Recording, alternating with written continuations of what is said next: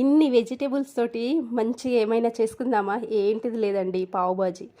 ఈరోజు మంచిగా పావు బాజీ చేయాలని డిసైడ్ అయిపోయినా. ఈవినింగ్కి వెళ్ళి ఫస్ట్ నేను కుక్కర్ తీసుకొని వేడి వాటర్ పెట్టుకున్నాను, ఎందుకంటే తొందరగా కావాలని.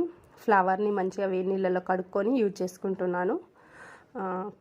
ఇంకేమంటారు, కోబీస్ గోబీ అంటారు కదా, ఓకే. దీన్ని కూడా ఆలుగడ్డ కూడా ఇందులో అన్ని వెజిటేబుల్ వస్తాయండి. ఒక్క వెజిటేబుల్స్ రాదని కాదు, అన్ని వెజిటేబుల్ నేను చిన్న చిన్న కట్ చేసుకొని ఫ్రెష్గా కడుక్కొని అందులో వేసుకుంటున్నాను.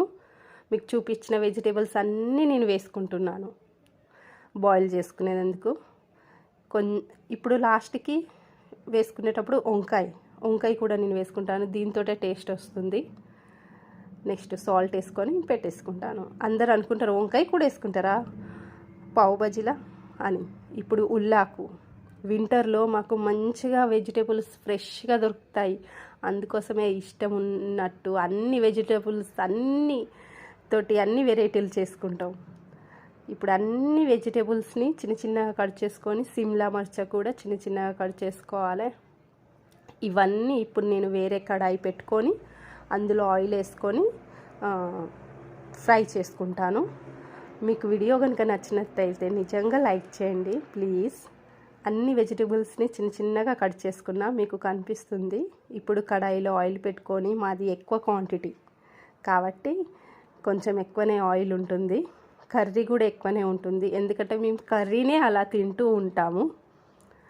ఇప్పుడు 1 by 1 ఫస్ట్ స్ప్రింగ్ ఆనియన్స్, తర్వాత గార్లిక్ది ఆకు, నెక్స్ట్ అవి అలానే ఆయిల్లో మగ్గుతూ ఉంటే నెక్స్ట్ 1 by 1 వేసుకుంటూనే ఉండాలి ఒక్కొక్క వెజిటేబుల్స్ని.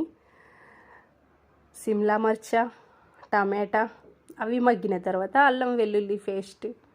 అసలు సింపుల్గా తొందరగా అయ్యేది ఇదే, పిల్లలకు కూడా బాగా ఇష్టం.